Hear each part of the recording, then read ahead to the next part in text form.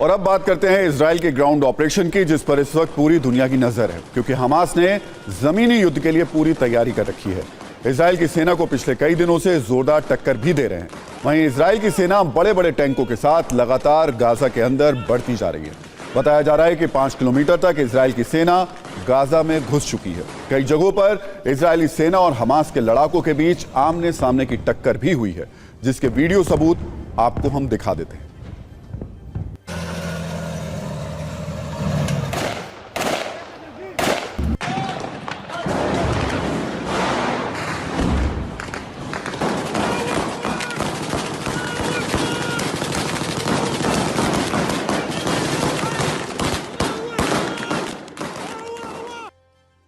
आपने बमबारी missile attack वाली तस्वीरें देखी। अब वो तस्वीरें दिखाते हैं जो गाजा की तबाही की गवाही दे रही हैं। इसमें यह दिखाया गया है कि इजराइल की सेना ग्राउंड ऑपरेशन में कहां तक गाजा के अंदर घुस चुकी है, कैसे गाजा के शहरों में इजराइल के जो हमले हुए हैं उनके निशान हैं। इजराइल की टैंक शक्ति के प्रमाण है। हमले के बाद दर्जनों गड्ढे दिखाई दे रहे हैं। इन तस्वीरों में दिख रहा है कि कैसे इजरायली सेना 3 तरफ से गाजा में दाखिल हुई है। इजरायली बख्तरबंद वाहन उत्तरी और दक्षिणी गाजा में बॉर्डर पर दीवार तोड़कर आगे बढ़ रहे हैं। आपको 2 तस्वीरों के जरिए बताते हैं कि 9 दिन के अंदर जो गाजा है उसकी कैसे तस्वीर पूरी बदल गई, या कह सकते हैं पूरी तरीके से बिगड़ गई। 9 दिनों में कितना समतल हुआ। 21 अक्टूबर और 30 अक्टूबर की हम आपको ये तस्वीर दिखा रहे हैं। 21 अक्टूबर को ये देख सकते हैं आप, यहाँ मैदान और घर बने हुए दिखाई दे रहे हैं आपको। और 30 अक्टूबर को ये सब कुछ बिल्कुल समतल हो चुका था। यहाँ पर आपको कुछ भी नजर नहीं आ रहा है, कोई मकान नहीं बचा, कोई सड़क नहीं बची, सब कुछ तबाही हो चुकी थी। इसके अलावा अगर हम आपको और तस्वीरें दिखाएं 9 दिनों में और क्या क्या गाजा के अंदर हालात खराब हुए। 21 अक्टूबर को हम आपको जो तस्वीर दिखा रहे हैं उसमें मकान थे और देखिए बिल्डिंग्स थी यहाँ पर मौजूद थी। ये बिल्डिंग यहाँ पर दिखाई दे रही है। इस तरीके के स्ट्रक्चर्स यहाँ पर मौजूद थे। लेकिन उसके बाद हुआ क्या, ये 30 अक्टूबर की तस्वीर है। जो बिल्डिंग्स वहाँ पर दिखाई दे रही थी पूरी तरीके से तबाह हो गई। देखिए सब कुछ तबाह, पूरी तरीके से तबाह। 9 दिन में सब कुछ समतल हो गया। एक और तस्वीर आपको दिखा देते हैं। इसके अलावा क्या स्थिति बनी, घर मकान हमने आपको दिखा दिए, सड़कें बिल्डिंग जो कुछ था सब कुछ समतल कर दिया इजराइल ने। अब बात करते हैं हमास के खिलाफ इजराइल की एक और बड़ी तैयारी की। इजराइल की सेना ने स्पेशल फोर्स बनाई जो चुन चुनकर हमास के लड़ाकों का सफाया करेगी। इसका नाम है इंडिगो। आपको बताते हैं इंडिगो कैसे बनी है और ये कैसे काम करेगी। दरअसल इंडिगो में इजराइल की खुफिया एजेंसी मोसाद और शिन बेट के टॉप जासूस शामिल किए गए हैं जो इलेक्ट्रॉनिक वॉरफेयर में माहिर हैं, गन फाइट में असरदार हैं।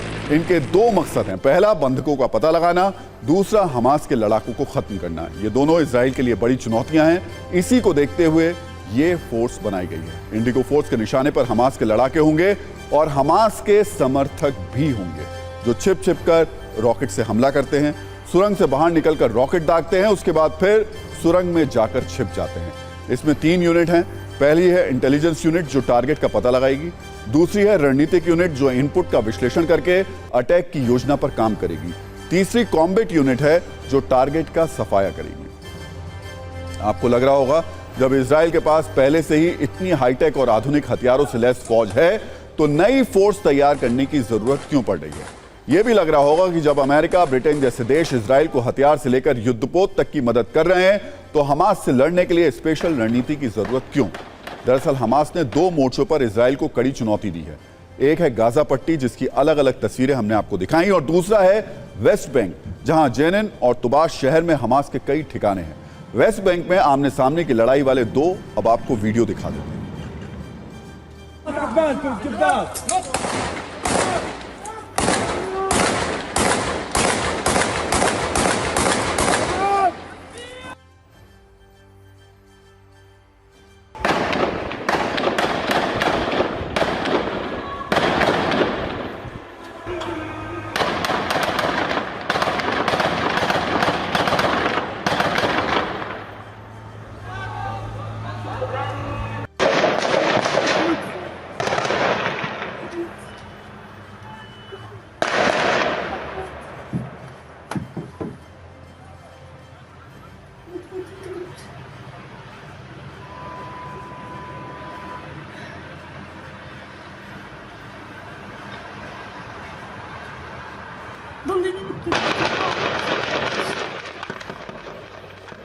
इसके अलावा इजराइल ने हमास के ठिकानों को एक्सपोज करते हुए वीडियो भी जारी किए हैं, जिसमें सुरंग में हमास के कई लड़ाके दिखाई दे रहे हैं।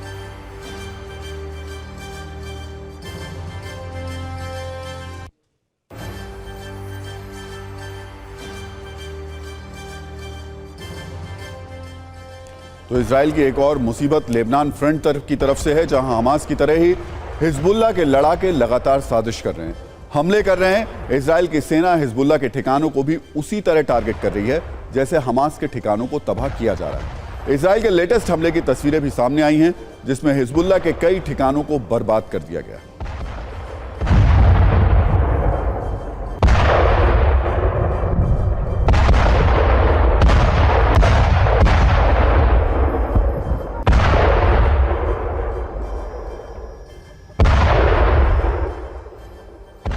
और दक्षिण इजराइल से मेरे सहयोगी मनीष झा इस वक्त मौजूद हैं। मनीष, अभी तक की लड़ाई में अभी हम पूरा अगर आकलन करके देखें, किसका पलड़ा आपको भारी दिखाई दे रहा है? वैसे आप देखेंगे तो कहेंगे इजराइल का ही है, लेकिन क्या हम कह सकते हैं कि बहुत मजबूत स्थिति में है इजराइल अभी?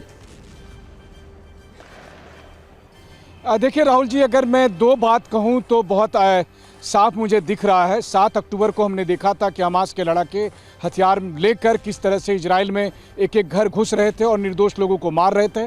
अब बारी आईडीएफ की है, तो आईडीएफ गाजा पट्टी के अंदर हमास के घरों में, हमास के सुरंगों में, हमास के ठिकानों में घुस रही है और चुन चुनकर हमास के लड़ाकों को मार रही है। दूसरी बात यह है कि हमास और आईडीएफ का जो सबसे बड़ा फर्क है, आईडीएफ को हमास का सफाया भी करना है, लेकिन अपनी कैजुअलिटी को भी बचा के रखना है, यानी कि वो कम से कम संख्या में आईडीएफ के लोग मारे जाएं, जबकि हमास के साथ ये बंधन नहीं है। हमास को बस इंतजार करना है, मौका मिलते ही आईडीएफ पर हमला करना है। खुद मारे गए तो कोई फर्क नहीं पड़ता, क्योंकि वो मरने के लिए तैयार है। तो बस ये फर्क है, और इसी वजह से देखिए कि आईडीएफ के सैनिकों के मारे जाने की संख्या महज 11 है, लेकिन इजराइल की सरकार पर बहुत दबाव है।